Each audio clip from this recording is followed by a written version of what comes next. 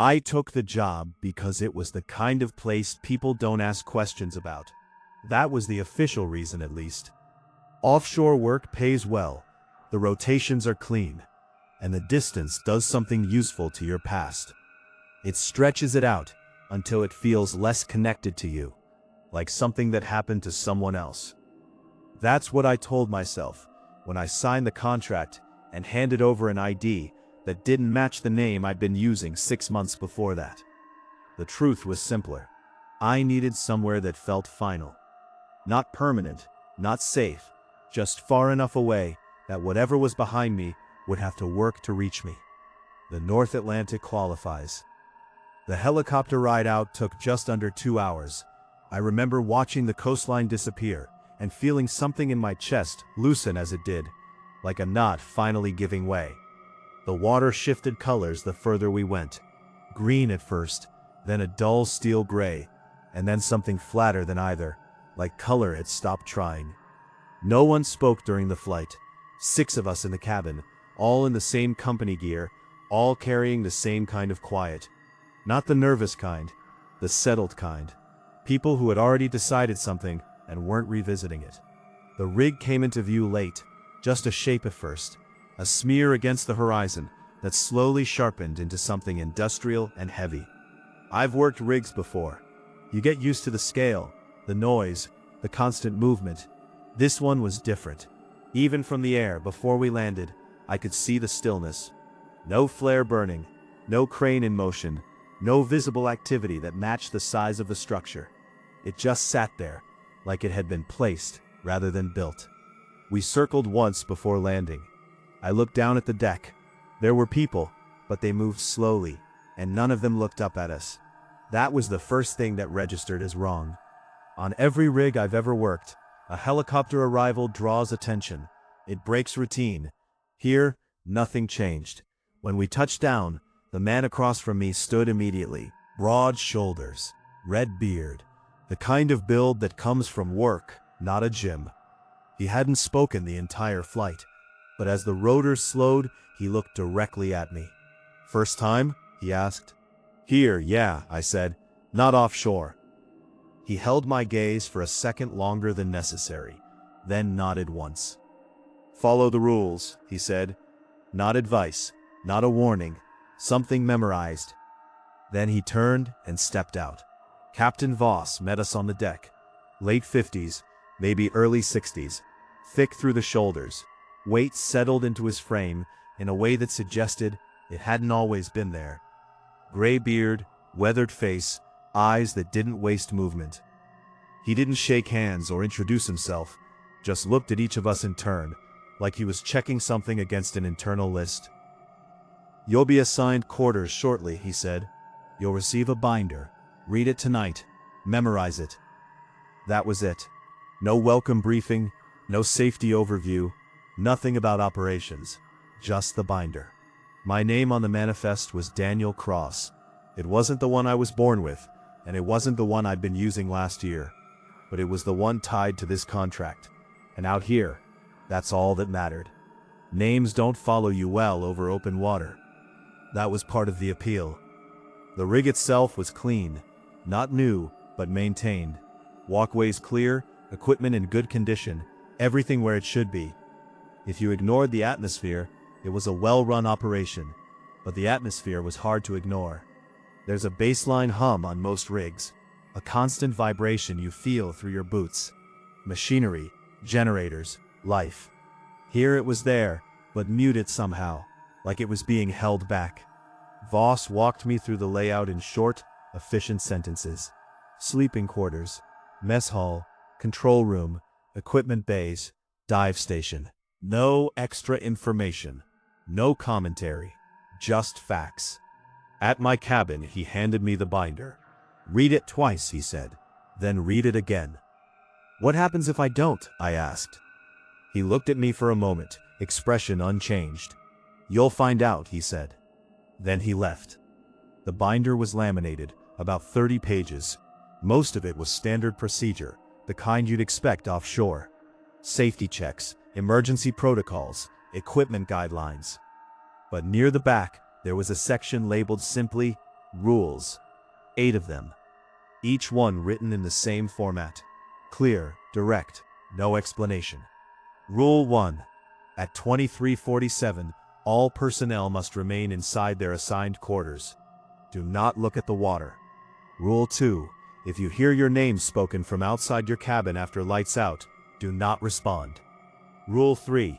Sudden drops in temperature below operational thresholds must be reported immediately. Do not investigate alone. Rule 4. The dive bell must be scrubbed with iron filings after every descent. Rule 5. If you hear knocking from below the deck, report to the control room immediately. Do not approach the source. Rule 6. If a crew member begins moving toward the water without instruction, stop them. Use force if necessary. Rule 7.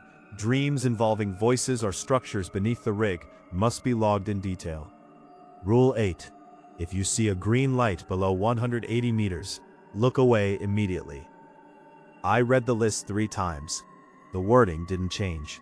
No context, no justification, just instructions. I've worked in enough high-risk environments to recognize when something is being left out on purpose. This wasn't oversight, it was design. The mess hall was half full that evening. Conversation stayed low, contained. No one laughed. People ate like they had somewhere else to be, even if they didn't. I sat across from a woman with short blonde hair and old scars along her forearms, faded enough to suggest they'd been there a long time.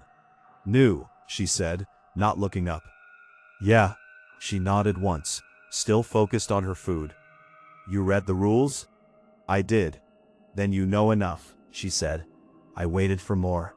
It didn't come.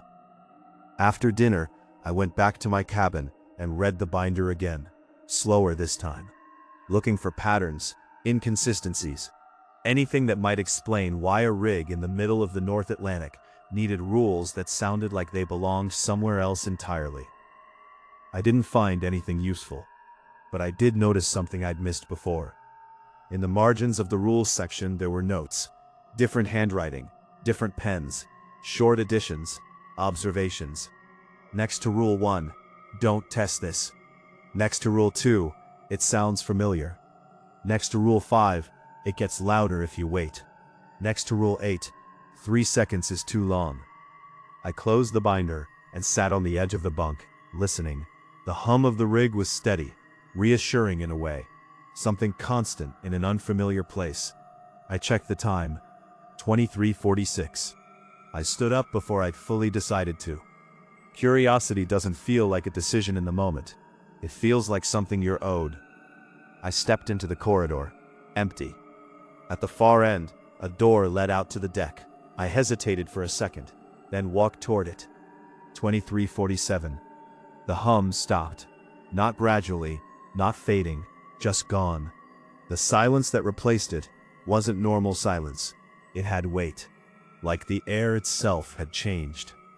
I reached the door and rested my hand on the handle. On the other side, the ocean waited. Black, endless, and according to the rules, something I wasn't supposed to look at. I turned the handle anyway, and stepped outside. The cold hit first. Not the kind that comes from wind or water, but something sharper, more deliberate, like stepping into a space that had been emptied of warmth on purpose. The deck lights were still on, casting a dull yellow glow across the metal, but beyond the railing, the ocean swallowed everything. I stepped forward slowly, each movement feeling louder than it should have been. Without the hum of the rig, every sound carried differently. My boots against the steel, the faint shift of my jacket, my own breathing, too noticeable. I reached the railing and looked down. The water wasn't just dark, it was absent. The kind of black that doesn't reflect light, doesn't ripple, doesn't behave the way water should. 10 feet out from the rig, the surface simply stopped existing visually, like something had cut the world away beyond that point. I've spent enough time at sea to know how light works on water. Even on the darkest nights, there's movement, texture, something to anchor your vision. This had none of that. It was flat and depthless, and the longer I looked, the more it felt like looking wasn't the right word for what I was doing. I became aware of my breathing. Too slow. I tried to take a deeper breath and realized I hadn't fully exhaled in several seconds. My chest felt tight, like it was waiting for permission I hadn't given. Then came the pressure. Not in my ears the way it happens during a dive. This was behind them, deeper, like something pressing inward through bone.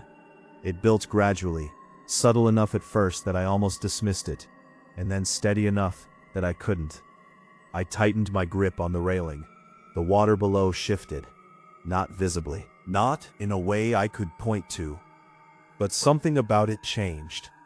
The same way a room changes when someone else enters it, even if you don't see them. The sensation was immediate and unmistakable. I was being watched. Not from the surface, not from anything that required light.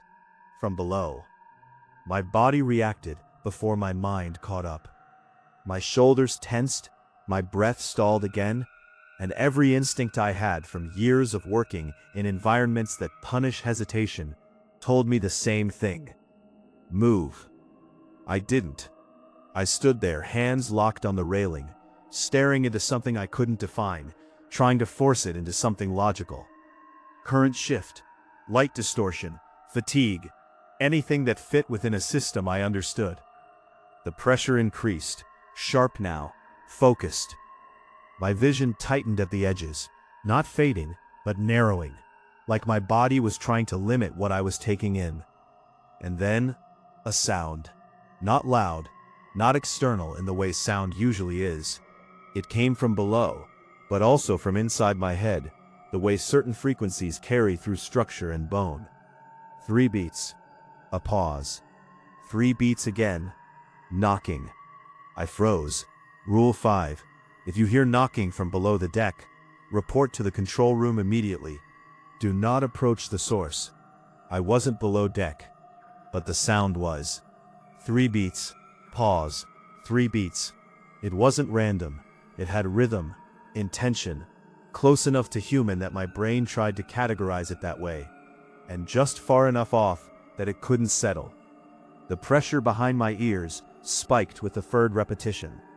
My grip slipped slightly on the railing. I looked down again, and for a fraction of a second, less than a second, I thought I saw something. Not a shape, an interruption, a section of that impossible black that was somehow darker than the rest, defined not by edges, but by absence, like a piece missing from something that was already nothing. My chest finally forced a breath out of me. Air rushed in too fast, too sharp, and with it came something else. Awareness. I shouldn't be here. That thought didn't feel like my own. It arrived fully formed, settled, certain. I stepped back from the railing. The moment I did, the pressure eased. Not gone, but reduced. Enough that I could think clearly again, enough that my body started to unlock from the rigid stillness it had slipped into. The knocking stopped. The silence remained. I turned toward the door, each step faster than the last, not running, but no longer controlled either. The deck felt longer on the way back, stretched out in a way I couldn't explain, like distance had shifted slightly while I wasn't paying attention. I reached the door, pulled it open, and stepped inside. The difference was immediate. The air felt normal again. The pressure dropped off completely, like it had never been there. The hum of the rig hadn't returned yet, but the silence inside didn't have the same weight. I leaned against the wall, forcing my breathing to slow. 23:58. The generators kicked back on. The vibration returned through the floor, low and steady, filling the space in a way that felt almost artificial after what I just experienced. I looked down at my hands. The skin across both palms was torn. Not deep. Blood starting to bead along shallow splits. I hadn't felt it happen. I pushed off the wall and walked back to my cabin. Movements automatic. Mind still catching up to what my body had already processed. Inside, I locked the door. Not part of the rules. did it anyway. I washed my hands in the small sink, watching the water run pink for a few seconds before clearing. The cuts stung now, sharp and immediate, grounded in a way the rest of the experience hadn't been.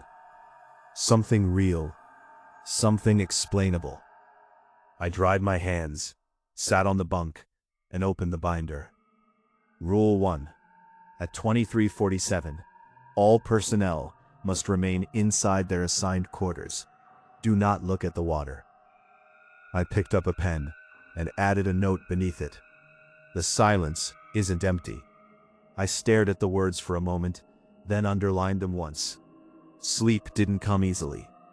Every time I closed my eyes, I felt it again. Not the full pressure, not the same intensity, but the memory of it. The awareness of something existing just outside the range of what I could perceive directly. At some point after 2 a.m., I must have drifted off.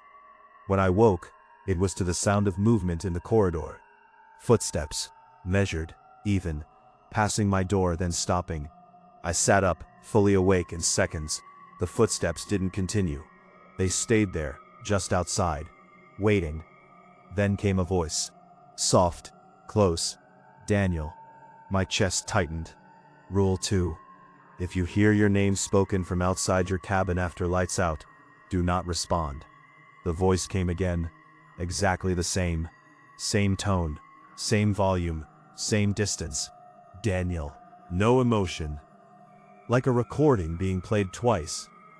I didn't move, didn't speak, didn't even breathe deeper than necessary. Seconds stretched. Then the footsteps resumed. Slowly at first, then fading down the corridor until they disappeared completely. I stayed where I was for a long time after that, sitting upright on the bunk, eyes fixed on the door, waiting for something else to happen. Nothing did. Eventually, the routine sounds of the rig filled the space again. Distant movement, machinery, life returning to its normal patterns. But something had shifted. The rules weren't theoretical anymore. They weren't precaution. They were survival. And I had already broken one. The 0700 briefing was held in the dive station, one level below the main deck. By the time I got there, most of the crew was already assembled. Same quiet as the night before. No one wasted movement. No one filled space with unnecessary conversation. It wasn't tension, it was efficiency, but not the kind driven by productivity. More like conservation. Captain Voss stood near the central console, hands in his jacket pockets, eyes moving across the room in short, deliberate shifts. He didn't wait for complete silence before he started speaking. He just began, and the room adjusted. Routine operations, he said. 2 inspection dives today. Equipment maintenance. Depths remain above 180 meters. No mention of the rules. No acknowledgement of anything outside standard procedure. I found a place near the back, leaning slightly against the wall. The woman from the mess hall stood a few feet to my right. Up close, the scars on her forearms were more defined, not accidental. Old. Sana, she said quietly, without looking at me. Daniel, I replied. I know, she said. Of course she did. Voss continued, outlining schedules, assignments, nothing out of the ordinary. If you ignored everything I'd experienced the night before, it would have sounded like any other offshore briefing. Questions? He asked at the end. No one spoke. He nodded once. Good. Get to work. The group dispersed immediately. No lingering, no side conversations. Just movement. Sana stayed where she was. You went outside, she said. Not a question. I didn't answer right away. She turned her head slightly, just enough to look at me. You're still here, she added. Seems that way. A pause. What did you feel, she asked. Not what did you see. Felt. Pressure, I said, behind my ears, like a bad descent. She nodded once. That's how it starts. Starts, not a word you use for something that ends quickly. I heard knocking, I said. Her expression didn't change, but something in her posture shifted. subtle, enough to register. From below? She asked. Yeah. How many times? 3. Pause. 3 again. She held my gaze for a second and looked away. You should have come inside sooner. I did come inside. Before the 3rd set, she said. A correction. I let that sit for a moment. What happens if you don't? I asked. She didn't answer immediately. Instead, she reached over to the equipment rack beside us and adjusted a valve that didn't need adjusting, something to occupy her hands. People start to think they understand it, she said finally, that it's just sound, just pressure, something physical. And it's not? I asked. She looked back at me. It is, she said, and it isn't. Not helpful, but honest. My partner's late, she added, glancing toward the far door. You're with us today. Just like that? Just like that. No paperwork, no reassignment discussion, just a decision. Suit up, she said. The equipment bay was colder than the rest of the rig. Not drastically, but enough to notice when you stepped inside. The kind of cold that settles into metal and stays there. Our dive was scheduled for 140 meters. Routine sensor check along the support structure. Nothing complex, on paper. Sana moved through the prep process with practiced precision. Checks, calibrations, adjustments. Every movement had a purpose. No hesitation, no wasted effort. I matched her pace. In the water, procedure matters more than anything else. You follow it, or you don't come back. Watch the temperature readings, she said, as we ran through final checks. If it drops more than 3 degrees in under 10 seconds, we abort. Rule 3, I said. She nodded. You read faster than most. I like knowing what can kill me. That's a good instinct here. She said it flat. No reassurance. We climbed into the dive bell together. The interior was reinforced, heavier than standard. The floor and lower walls had a dark coating that caught my attention immediately. Those are iron filings, I said. Embedded in resin, she confirmed. Rule 4. What do they actually do? She secured a latch before answering. They help. With what? She looked at me, expression unreadable. Staying inside, she said. That was all. The hatch sealed above us with a solid final sound. A moment later, the bell began its descent. The first 50 meters were familiar, light fading gradually, the surface world still visible above, distorted but present. The structure of the rig extending down past us, beams and supports cutting through the water in sharp, defined lines. At 80 meters, the light shifted, colors drained, replaced by deeper shades of blue that edged towards something else. At 100, the surface disappeared completely. Below that, there was only what our lights revealed, and beyond that, nothing. I focused on the instruments: depth, pressure, oxygen mix. Numbers I understood, systems I trusted. At 120 meters, the temperature dipped slightly, normal. At 135, it dropped again, not normal. I glanced at the gauge, 2 degrees in about 6 seconds. Close. Sana was already watching it. Steady, she said. The reading held, then stabilized. The cold eased slightly, not gone, but no longer dropping. I let out a breath I hadn't realized I was holding. First warning, she said. Not always followed by a second. Always? I asked. She didn't answer. At 140 meters, we reached our target depth. The structure of the rig extended below us, disappearing into the dark.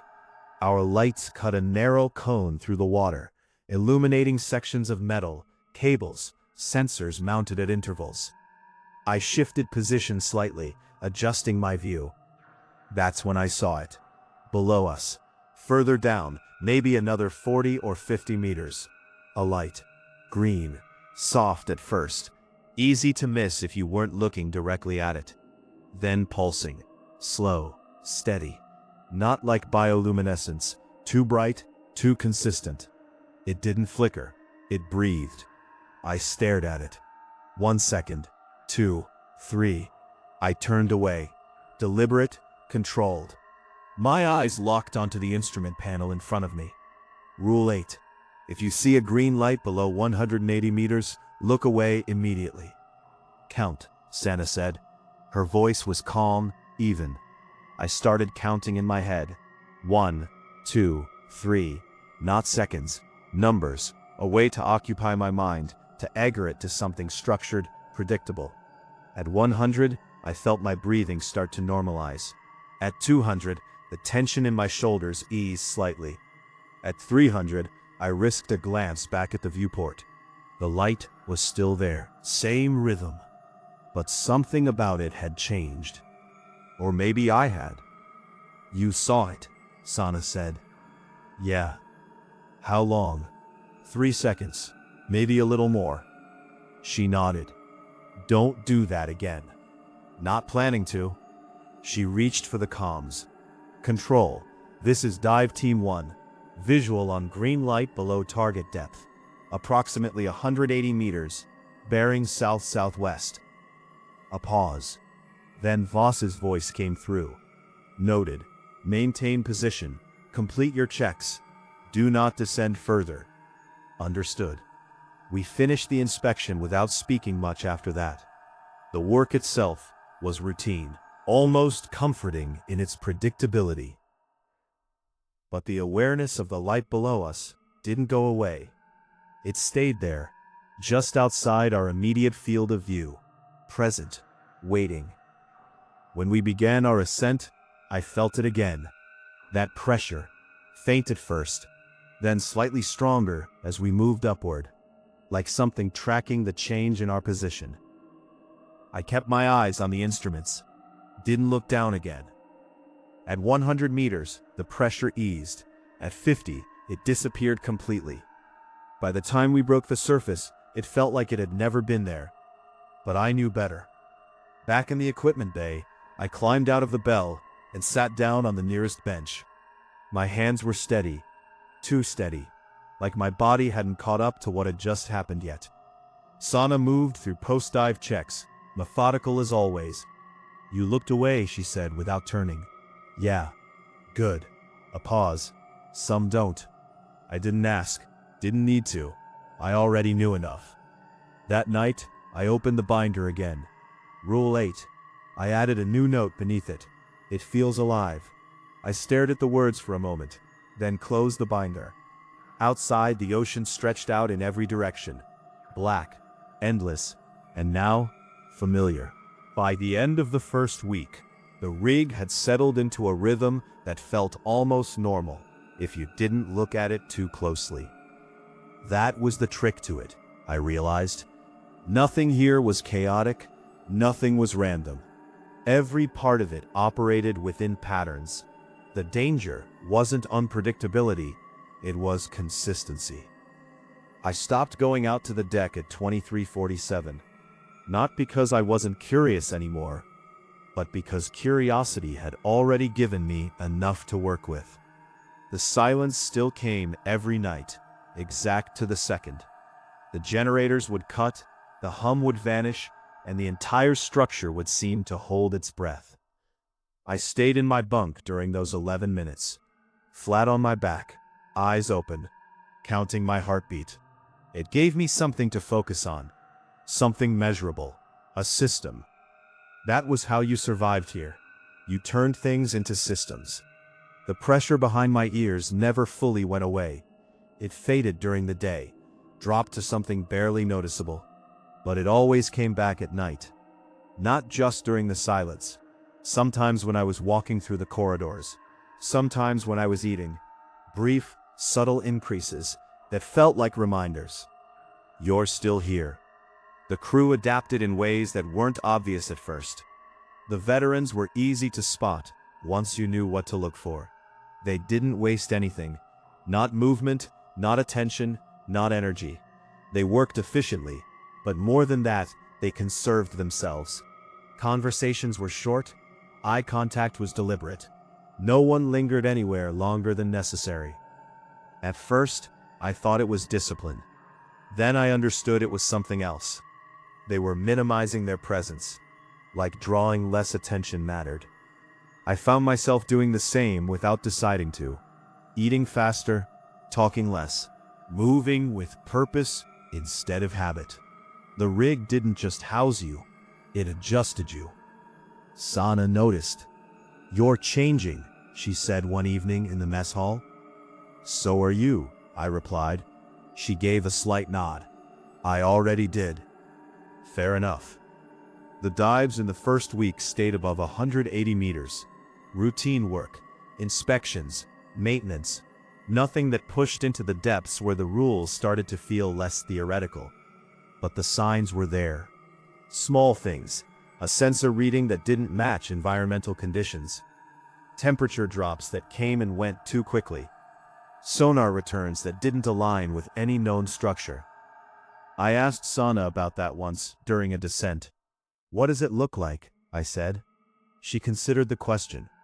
"Like breathing," she said finally. "Breathing. Slow, regular, not mechanical." I pictured that. Something below us. Not static, not geological. Alive in a way that didn't need movement to exist. That night, I had my first dream.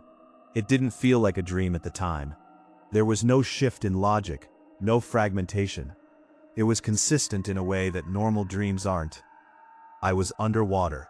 No suit, no gear, breathing without effort. The space around me was enclosed. Stone walls, old and uneven, covered in growth that suggested age more than neglect. The structure was small, intimate, a chapel. I knew that without being told.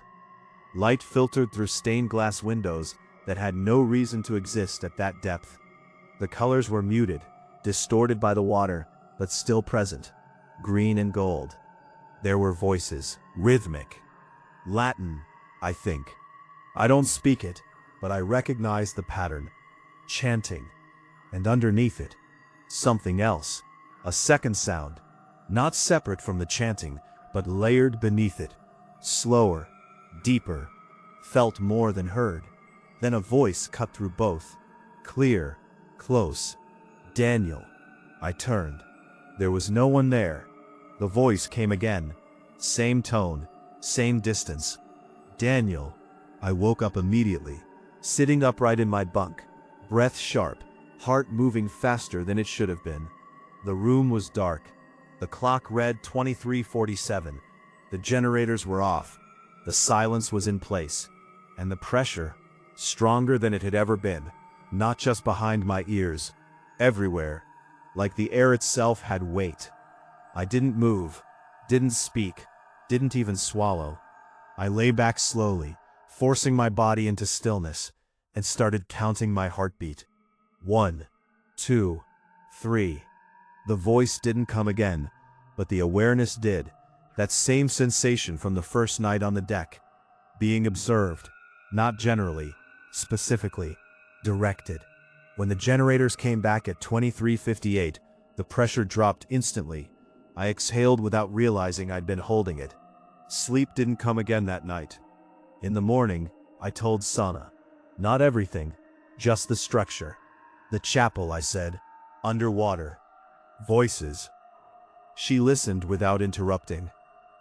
When I finished, she set her coffee down carefully. "Rule 7, she said. "I know. Log it." "I will." A pause. "Anything else?" she asked. She was watching me closely now. I hesitated, then shook my head. "Just that." She held my gaze for a second longer than necessary. "All right," she said. She didn't push, but she didn't believe me either. I went back to my cabin after breakfast and opened the binder. Rule 7. Dreams involving voices or structures beneath the rig must be logged in detail. I picked up the pen and started writing. I described the chapel, the windows, the chanting. I stopped before I wrote about the voice. Sat there for a moment, pen hovering over the page, then added one more line. Heard my name. I closed the binder. That was enough, for now. Later that day, I met Father Mateo. He found me, actually, in the corridor near the equipment bay. Thin, older, dressed in oil-stained gear that didn't quite hide the clerical collar beneath it. A small metal container. Faint smoke drifting from its top. It smelled metallic. Not incense. Something sharper.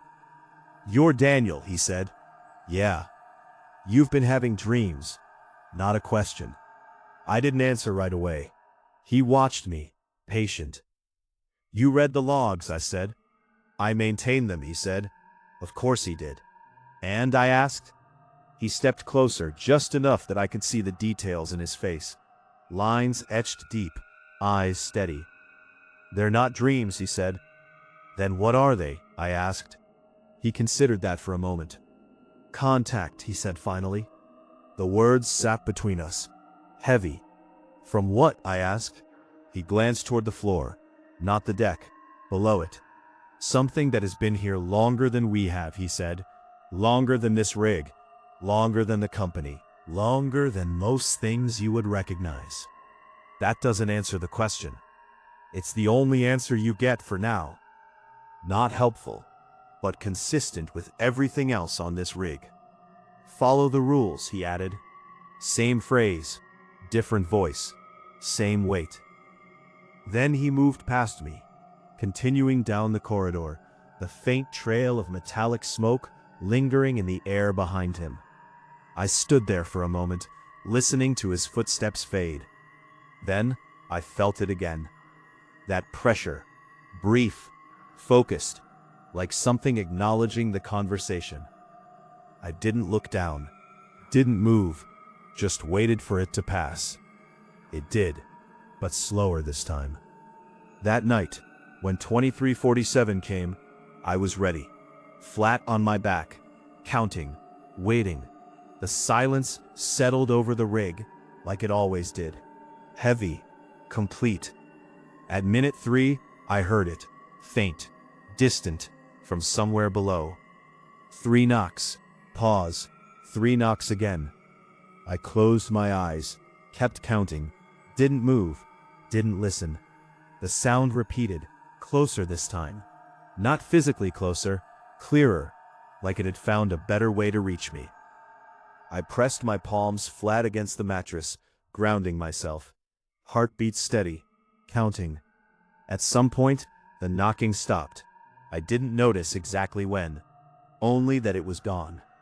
When the generators came back, I opened my eyes, felt the same. But something had changed. Not in the environment, in me. The first night, I had broken a rule. Now, I was learning how to follow them. And that felt like progress, which was the problem. Because nothing about this place was supposed to feel manageable. Week 3 was when the rig stopped feeling like a place I worked and started feeling like a place I was being kept. The difference is subtle, but once you notice it, you can't unsee it. Dives, maintenance, routine checks. On paper, everything functioned the way it should. Equipment stayed operational. Schedules were followed. Reports were logged. But underneath that, something else was happening. The pressure below 200 meters was increasing. Not dramatically, not enough to trigger alarms or halt operations, but enough that the instruments showed variance where there shouldn't have been any. Sana pointed it out during one of our briefings. 3-day trend, she said, tapping the display. Slow climb. Environmental? I asked. She shook her head. Nothing external matches it. Then what does? She didn't answer. Didn't need to. We both already knew the only thing down there that fit. The dive started to feel different. Not harder. Closer. That's the only word that fits. Like whatever was below us wasn't just present anymore, but aware of where we were in relation to it. At 160 meters, I felt it. Not just pressure. Attention. Directed. I kept my eyes on the instruments. Movements precise, controlled. Procedure didn't change just because something else had. That was the mistake people made here, I realized. They adjusted to it, tried to account for it. You weren't supposed to do that. You were supposed to keep doing your job like it wasn't there. Because the moment you made it part of your process, it became one. That night the knocking came again. Not from below the deck this time. From inside the walls. Faint at first. 3 beats. Pause. 3 beats again. I was already in my bunk, already counting. The sound moved. Not physically, positionally. Like it was testing different points of contact. Listening for something. I held still. Didn't react. Didn't acknowledge it. After the 4th repetition, it stopped. I waited the full 11 minutes before moving. In the morning, one of the newer crew didn't show up for briefing. Larson. 2nd rotation, mid-20s, quiet but not withdrawn. I'd seen him in the mess hall a few times. Sat with his back to the wall, like the veterans did. Watched more than he spoke. The kind of person who should have lasted. Voss didn't mention it during the briefing. No one asked. Work assignments were adjusted without discussion. That was how things were handled here. Absences weren't investigated. They were absorbed. After the meeting, I found Sana near the equipment bay. Larson, I said. She nodded once. When? Last night. The knocking. She hesitated. Maybe. Not an answer, but not a denial either. Did he break a rule? I asked. She looked at me, expression flat. They all do, she said. That wasn't what I meant, but it was the only answer I was going to get. Later that day, during a descent, we saw the light again. Green, pulsing, closer than before, not by much, but enough. I didn't look at it directly this time. Kept it in the edge of my vision. That was a mistake. Peripheral awareness is still awareness. I felt it immediately. A pull, not physical, cognitive, like part of my attention was being drawn toward it, whether I wanted it to or not. I shifted my focus back to the instruments, forced it. The pull lessened, but it didn't disappear completely. You're tracking it, Sana said. Not a question. Trying not to. Just don't. Easier said than done. We completed the dive without incident. On the surface. But the feeling stayed with me. That subtle pull. That suggestion. That night, I didn't dream. I didn't sleep at all. Around 0200 hours, I heard movement in the corridor. Not footsteps. Dragging. Slow. Uneven. Stopping outside my door. The handle didn't move. No attempt to enter. Just presence. Then, a voice. Different from before. Not soft. Not neutral. Familiar. Daniel. I froze. I knew that voice, not from here. From before. From a life I had left behind. A voice I hadn't heard in over a year. I didn't respond. Didn't move. Didn't even let my breathing change. The voice came again. Closer. More precise. Daniel, open the door. The tone was wrong, not the way I remembered it. Flattened. Like something imitating emotion without fully understanding it. I closed my eyes, focused on the rules. Rule 2. Do not respond. Seconds stretched. The presence stayed. Then, a third time. Daniel, same tone as the first. Reset. Like whatever was out there had looped back to the beginning. Then the dragging sound resumed. Moving away. Fading. Gone. I stayed where I was until morning. Didn't check the door. Didn't look into the corridor. Some things didn't need confirmation. At 0700, I was in the briefing room again. Present. On time. Like nothing had happened. That was another rule. Unwritten. You don't bring it into the day. The meeting went as usual. Routine assignments, standard operations. Until Voss paused. Just briefly. Long enough that everyone noticed. Depth restrictions are lifted, he said. The room stayed still. No reactions, no questions, but the air changed. Dives may extend beyond 200 meters, he continued. As required. As required. That meant something had changed. Something below. I glanced at Sana. She was already looking at me. Expression unreadable. But her eyes, focused, sharp. "This is where it starts," she said quietly, once the meeting ended. "Starts?" I asked. She nodded. "The part that doesn't stay contained. Contained." So it had been, until now. "What changed?" I asked. She took a breath, then let it out slowly. "The seal," she said. I didn't like the sound of that. "Seal on what?" She held my gaze for a moment, then looked down. "Something old," she said. "Something that doesn't belong above 200 meters. That wasn't an explanation. It was a warning. That afternoon, we were scheduled for a deeper dive. 220 meters. Not extreme, but beyond the line where the rules started to feel less like precaution and more like boundary. As we prepped the bell, I noticed something new. Additional layers of iron along the interior. Reinforcements. Not standard. "Was this here before?" I asked. Sana shook her head. "No." "When was it added?" "This morning." That told me everything I needed to know. The rig wasn't just reacting, it was preparing. "For what?" I asked. She met my eyes. "For pressure," she said. "Not physical, not entirely. The kind you don't measure with instruments. The kind you feel behind your ears. The kind that listens." We climbed into the bell, hatch sealed. Descent began. As the water closed over the viewport, I felt it again, stronger than before. Not just awareness, recognition. Like whatever was down there knew exactly where we were, and that we were coming closer. The descent past 200 meters felt different immediately. Not visually.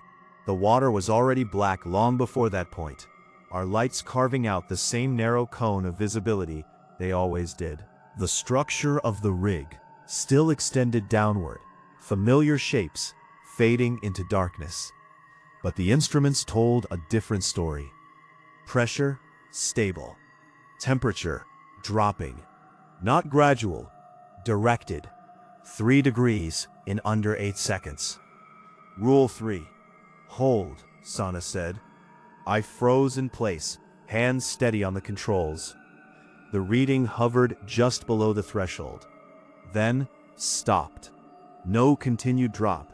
No recovery either. Just a new baseline.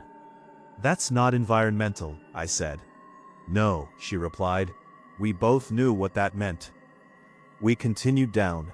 At 220 meters, the structure of the rig ended. Below that, nothing but open water. And something else. The sonar display shifted.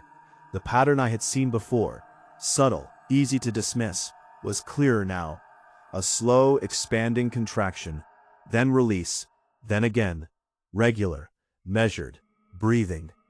I stared at it for a second too long. "Don't focus on it," Sana said. I looked away. Back to the depth gauge. Numbers I trusted. Numbers that didn't change unless something physical caused them to. At 240 meters, the green light appeared. Closer than it had any right to be. Not below us anymore. Level. Off to the right. Pulsing. Slow. Steady. I didn't look directly at it. Didn't even let my eyes settle near it. But I could feel it. That pull again. Stronger now. Like it had adjusted. Adapted. "You see it?" Sana asked. "Yeah." "Don't engage." "I'm not." A pause. "It's closer," I added. "I know." Her voice stayed even, but her hand tightened slightly on the console. The light pulsed again, and this time, the temperature dropped with it. 1 degree. Instant. Then stabilized. I swallowed. "That's new," I said. She didn't respond. Didn't need to. We were both thinking the same thing. It wasn't just present anymore. It was interacting. "Complete the check," she said. We moved through the inspection as quickly as procedure allowed. No shortcuts. No skipped steps. But no wasted time either. The entire time the light stayed with us. Not following. Not moving.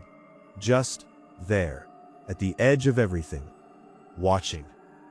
When we began our ascent, it didn't fade immediately like before. It stayed visible longer, held its position, until finally, around 180 meters, it dimmed. Then, disappeared. The pressure behind my ears lingered, even as we rose, even as the water lightened slightly, even as the structure of the rig came back into view. By the time we docked, my head felt tight. Not painful, just full.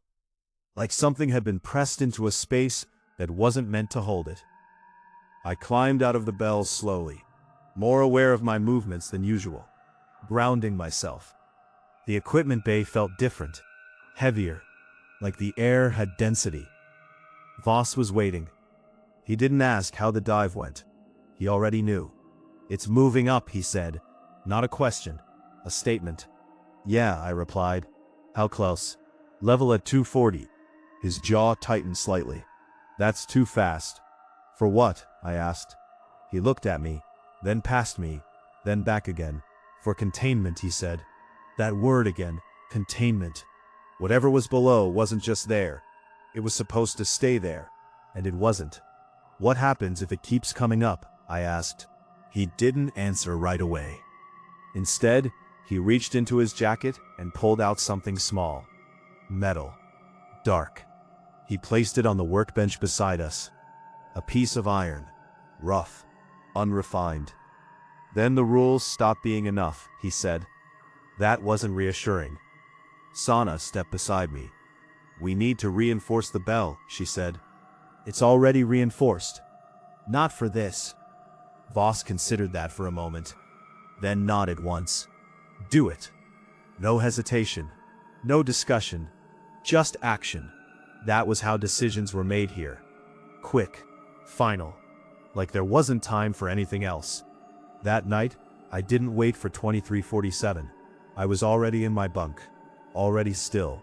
Already counting. The moment the generators cut, the pressure hit. Hard. Stronger than any night before. Not building. Immediate. Like something had closed distance. I clenched my jaw, forcing myself to stay still. Counting. Heartbeat steady. Then, a sound. Not knocking. Not footsteps. Breathing. Slow. Heavy. From below. No. From everywhere. Through the walls. Through the floor. Through the air itself. I opened my eyes. The darkness in the room felt closer. Not darker. Closer. Like it had weight. Not from the corridor. Not from outside. From inside the room. Right next to me. Daniel. I didn't turn. Didn't react. Didn't acknowledge it. My entire body locked in place. Every instinct screaming to move, to look, to confirm. I didn't. Rule 2. The voice came again, closer, right at my ear. "Daniel." Same tone, same flat delivery, but clearer, more precise, like it had learned. I kept counting. 1, 2, 3. The breathing continued, slow, measured, matching the rhythm I had seen on the sonar. The same pattern, the same breathing. It wasn't outside the rig. It wasn't below it. It was here. The realization hit all at once. Not fully formed, but enough. Enough to understand that distance no longer meant safety. The pressure spiked, sharp, focused, like something pressing directly against my skull. Then, silence. Not the heavy silence from before, true silence. Empty. The kind that comes after something leaves. I stayed still, kept counting. Didn't trust it. Didn't trust anything. At 23:58, the generators came back. The hum returned. The pressure dropped. Instant, like a switch had been flipped. I exhaled slowly. My body unlocked in stages. Fingers first, then shoulders, then the rest. I didn't move for a long time. Didn't sit up. Didn't turn my head. Just lay there, staring at the ceiling, understanding something I hadn't wanted to. The rules weren't just about avoiding it. They were about delaying it. And whatever it was getting closer.